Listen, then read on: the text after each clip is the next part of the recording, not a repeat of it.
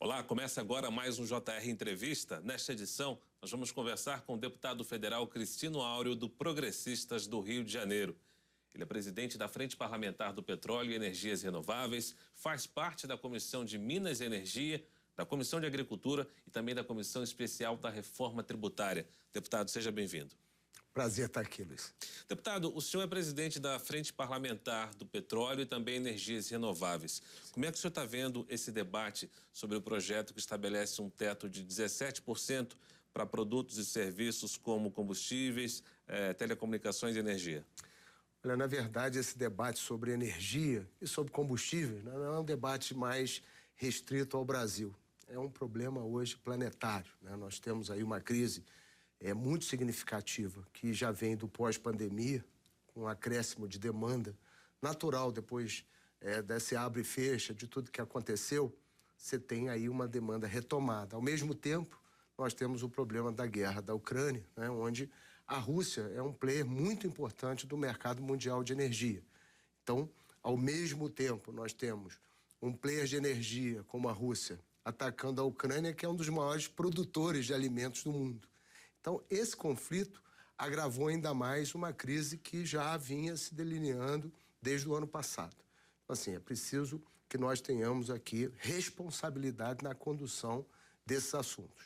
E a população, ela já espera há um tempo que as soluções venham. É óbvio que esse PLP 18, esse que criou um teto, né, de 17% para a alíquota de ICMS, é uma das possíveis soluções dentro de uma cesta. Não dá para dizer, olha, nós temos uma bala de prata que, de repente, com uma única providência, tudo vai se assentar. Nós temos que, nesse momento, nos prepararmos desde a votação no Congresso desse PLP, porque a Câmara já analisou, ele está no Senado, tem ali uma questão federativa, que é, ao mesmo tempo que ninguém aguenta pagar mais do que 17%, 20% de imposto estadual. Por outro lado, as finanças dos estados também, elas de alguma maneira se acomodaram a um perfil de receita que precisa ser revisto. A gente sabe que o ICMS, por exemplo, responde a quase 70% da arrecadação dos estados. Agora, a dúvida é, deputado, sim, esse projeto tem o poder de fazer baixar de fato o preço dos combustíveis, por exemplo? Os estados alegam que vão perder receitas aí de mais de 100 bilhões de reais em um ano. Olha, na verdade, o ponto está no meio, não se tem. Primeiro, não dá para dizer que com a escalada de preço dos combustíveis, os estados também arrecadaram mais. Arrecadaram sobre os combustíveis. Aqueles estados que têm royalties, participações especiais e outros tipos de receitas associadas a óleo bruto e a gás também arrecadaram mais, assim como a União. Então, a União também criou um colchão fiscal. Hoje nós temos, acima daquilo que foi orçado, uma expectativa de uma arrecadação federal de mais de 60 bilhões. Os estados têm espaço para acomodar algum nível de perda? Tem sim. Então, esse acréscimo de receitas, ele precisa ser visto como algo que, enquadrado numa discussão, e aí, veja, Luiz, desde o início do ano, eu propus uma PEC que ela continua em processo de colheita de assinaturas e também um PL, o 662/22, que visava justamente tratar esses dois lados da questão. A PEC buscando harmonizar estados e a federação em torno do nível de perda possível frente à arrecadação que tinha aumentado. O 662, olhando para um subsídio direcional, como foi o caso do auxílio gás que eu relatei ano passado, que virou a lei 14.237, o auxílio está sendo pago hoje a 5,5 milhões de famílias no Cade Único. Se nós pudermos juntar o subsídio direcionado no modelo do auxílio gás para algumas categorias específicas, caminhoneiros, mototaxistas, taxistas, motoristas de aplicativos, aqueles que têm a dependência mais direta, e ao mesmo tempo desonerarmos através do 18 e possivelmente de uma nova PEC do governo equilibrando perdas com os estados, essa cesta de providências pode gerar um ambiente de redução significativa do preço na bomba ou de socorro às populações mais vulneráveis. É essa linha que eu acho que nós devemos adotar. O Palácio do Planalto e o Ministério da Economia estão envolvidos diretamente nessa discussão sobre o ICMS. Agora, o governo apresentou uma proposta para compensar os estados que zerarem os impostos. Só que os governadores alegam que as garantias oferecidas pelo Ministério da Economia, pelo Congresso Nacional, não seriam suficientes para cobrir um certo prejuízo. Essa discussão entre governadores, Congresso e Ministério da Economia vai longe ainda ou pode-se chegar a um consenso? Olha, eu entendo que a população não consegue mais esperar. Quer dizer, tem uma urgência muito grande. Então, essa discussão ela tem que chegar a um ponto onde nós possamos, olha, não vai ser o melhor dos mundos nem para um lado, nem para o outro. Pra você ter uma ideia, eu sou autor da emenda número 1 nesse PLP 18, que buscou preservar os estados que estão em recuperação judicial, né, em recuperação fiscal, judicial sim, porque foi judicializada num determinado momento e depois se transformou num regime de recuperação. Então eu tenho a exata dimensão, até porque eu fui secretário de desenvolvimento do meu estado, eu fui secretário da Casa Civil, entendo a questão das finanças estaduais e acho que tem parte da razão nessa discussão os estados de se preocuparem. Por outro lado, o governo federal acerta na medida em que canaliza também parte dos seus recursos para dizer, olha, eu vou bancar o zeramento sobre algumas das categorias, então eu vou buscar aqui o zeramento conjunto com vocês no diesel, no gás de cozinha, que é muito aflitivo. Vamos reduzir carga na gasolina, no etanol. Então eu acho que desse chamado, se a gente amainar um pouco os ânimos e buscar um padrão de negociação nisso, nós podemos aqui, num prazo de 15 dias, 30 dias, chegarmos numa solução que faça frente a essa demanda da sociedade. O senhor é integrante da Comissão Especial da Reforma Tributária. Sim. Essa questão de ICMS, de alguma forma, passa por esse assunto? E quais seriam os principais temas da reforma tributária discutidos na comissão? Olha, eu acredito que a reforma tributária, ela prossegue como uma pauta absolutamente prioritária do Brasil. Infelizmente, por uma série de razões de natureza política e do calendário... Não anda, né? Não anda no Congresso como deveria andar. E essa questão de combustíveis é a ponta do iceberg de um emaranhado de leis, de regulamentos que precisam ser revistos. Veja, na questão de combustíveis, eu defendo há muito tempo que o papel da CID, por exemplo, seja recuperado. A CID foi criada como um tributo regulatório, que era para fazer exatamente isso. Quando o petróleo subir, você retira a carga. Quando o petróleo baixar, você repõe algo para ficar na média como alguma coisa aceitável. Existem países que já usam seus tributos como extra fiscal, ou seja, eles usam para aliviar o bolso do consumidor na hora certa. Nós já podíamos ter feito isso, inclusive se a CID fosse hoje um imposto único sobre combustíveis, nós teríamos muito mais facilidade, porque chegava numa hora dessa, nós faríamos o ajuste para baixo e quando o barril voltasse a um padrão de tempos de paz, nós recolocaríamos a carga sem a necessidade de estarmos sempre numa mesa de negociação muito tensa.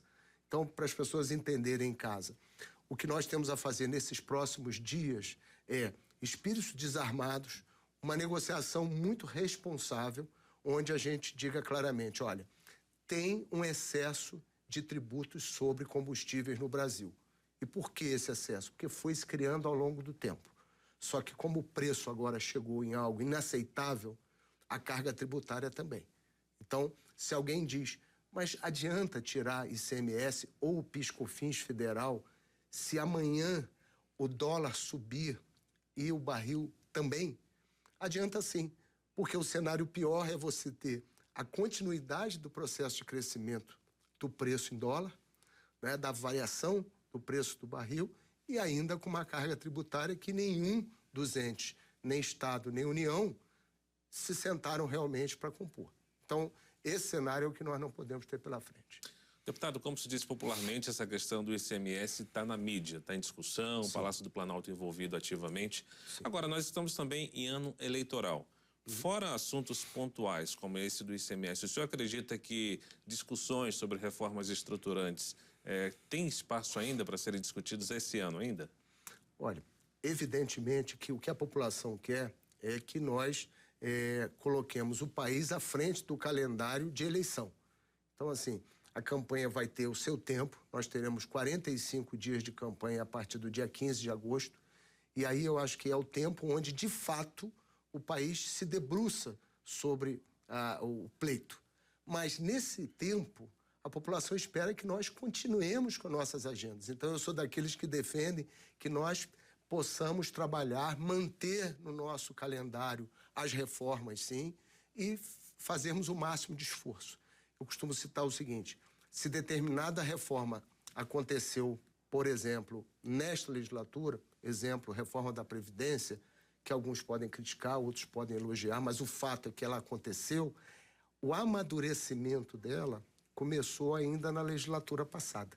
Então, nós não podemos jogar fora nenhuma janela de oportunidade para trabalhar pelo país. Você pode assistir ao JR Entrevista na Record News, no portal R7, no Play Plus e também em nossas redes sociais. Deputado, o Brasil testemunhou nos últimos dias uma questão muito delicada no Nordeste. Estados como Pernambuco, Alagoas sofreram bastante com as chuvas, especialmente a região central ali de Recife. Como é que o parlamento pode ajudar a evitar tragédias como essa? Isso é um assunto que diz respeito apenas à prefeitura e ao governo estadual, ou o Congresso Nacional também pode colaborar de alguma forma? Luiz, o Congresso frequentemente tem se debruçado sobre temas aí, né? Então, a legislação, por exemplo, de prevenção de desastres é algo que tem sido produzido no Congresso, várias peças. Eu mesmo sou autor de uma legislação que prevê o reflorestamento de encostas e o tratamento das microbacias, ou seja, dos pequenos rios que cortam a região periférica das capitais, das metrópoles. É nesse ambiente que nós temos que investir previamente. Então, assim, não é só fazer dragagem dos rios em época, vamos dizer, próxima de eleição ou para aparecer no período pré-eleitoral. É fazer disso um investimento muito permanente. A recuperação de encostas, eu vivo num estado, o estado do Rio, é espremido entre o mar e a montanha, com frequentes desastres, desses que aconteceram no Nordeste, desses que aconteceram pelo Brasil afora. No Rio a gente viu ali na região de Petrópolis, região serrana, na Costa Verde também, Angra dos Reis. Em 2011, um grande desastre com mais de 2.000 vidas perdidas. Então, esse processo é investimento. Então, eu defendo que a gente tenha um tratamento muito direto desse problema, fazendo com que nós destinemos cada vez mais recursos, e mais do que isso, são recursos que têm que ser obrigatórios à aplicação, porque passada a tragédia, muitas vezes isso se dilui. Então, assim, é socorrer essas populações. Eu disse aqui agora, eu fui o relator do Auxílio Gás. São 5.500.000 famílias recebendo hoje no Brasil para fazer face a uma emergência também que caminha junto de tudo isso, que é o empobrecimento que a pandemia trouxe à população de um modo geral. E quando você tem o somatório de uma grande tragédia sanitária com essas tragédias localizadas, isso deixa um rastro de perda muito grande. Então, nós temos agora a possibilidade no orçamento do ano que vem de reforçarmos isso, mas temos sido muito rápidos na liberação desses recursos que o governo tem encaminhado.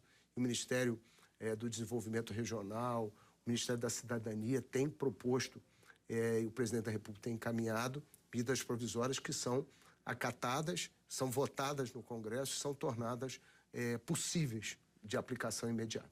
O programa especial de proteção de encostas e revitalização, como é que se insere nessa questão? Esse é um investimento, como eu disse, muito prévio. Você ter recursos para reflorestar envolvendo a própria comunidade.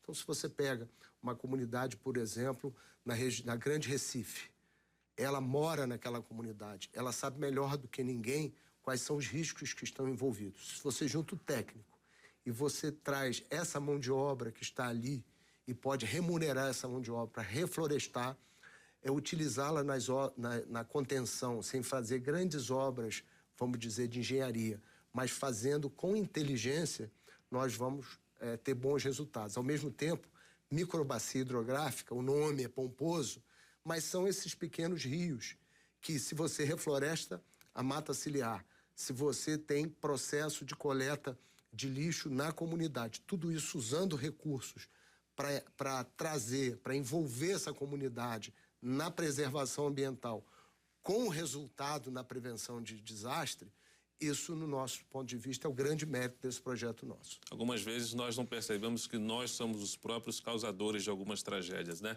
Outra frente é a manutenção do emprego e da renda para as vítimas de desastres naturais. Como é que é isso, deputado? Olha, está sendo votada a medida provisória 1109, que eu tenho também um PL que antecede até a MP. Basicamente é você pagar o bem, o benefício emergencial de emprego, que fez tanto sucesso e trouxe tanto resultado na manutenção dos empregos durante a pandemia para essa situação de calamidade. Então, se, por exemplo, numa região que foi afetada por uma inundação, para o mercado, a padaria, o açougue, o cabeleireiro, tudo isso, ao parar, suspende o contrato de trabalho das pessoas. O governo, através desse projeto, paga o bem, paga o benefício emergencial, e o empresário ele pode suspender esse contrato e retomar a sua atividade quando as águas baixarem, quando a vida se normalizar. Então, aquilo que foi um benefício na pandemia, o que eu defendo é que ele seja um benefício acionado ou acionável em caso de calamidade de maneira automática. O deputado Cristino Áureo está na Comissão de Agricultura e foi relator do projeto que prevê o programa de autocontrole para produtores rurais em defesa da agropecuária. Como é que funciona esse autocontrole? O autocontrole é o seguinte: você tem normalmente empresas, principalmente as pequenas, médias produtoras de proteína animal, que elas precisam ter um tipo de fiscalização onde você não tem fiscal para colocar em todas essas unidades. Então, ora, você tem um problema que é as empresas não poderem funcionar por falta de estrutura, seja do governo federal, seja do governo do estado ou prefeituras. Ora, essas empresas ficam também soltas no processo com riscos para a saúde humana, porque se essas empresas não são adequadamente fiscalizadas, você pode ter algum tipo de problema, né? Então, o que nós relatamos num projeto de autoria do próprio governo é que o autocontrole, ou seja, elas possam contratar, inclusive coletivamente, esse trabalho de fiscalização da produção, da sua própria produção e da produção do seu entorno. Os críticos falam exatamente na falta de um controle da defesa sanitária. Isso pode acontecer? Não acredito. Quando você trabalha para que os fiscais do Ministério ou os fiscais das secretarias estaduais, médicos veterinários, categoria na qual eu, inclusive, trabalho, me incluo, nós sabemos que esse pessoal é muito qualificado e que pode exercer a fiscalização direta ou pode auditar os profissionais contratados no processo de autocontrole.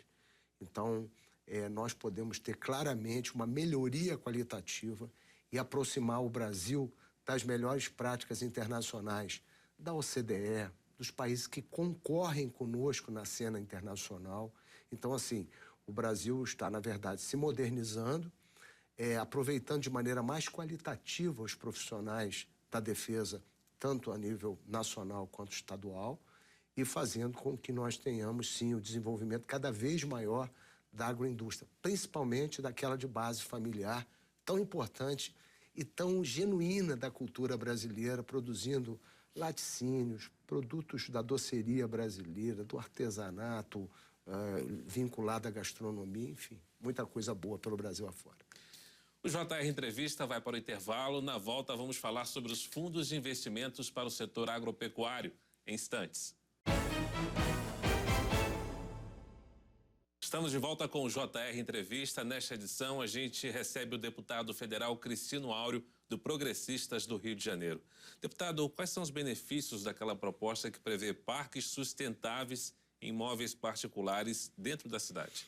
Olha, muitas vezes, Luiz, nós temos imóveis que estão há muitos anos sem um aproveitamento adequado, porque tem litígio entre prefeituras e proprietários, muitas vezes porque o gabarito não permite esse ou aquele tipo de construção. O que a lei prevê é que nós possamos destravar esse conjunto de ativos pelo Brasil inteiro, fazendo com que você dê um uso público a um imóvel privado.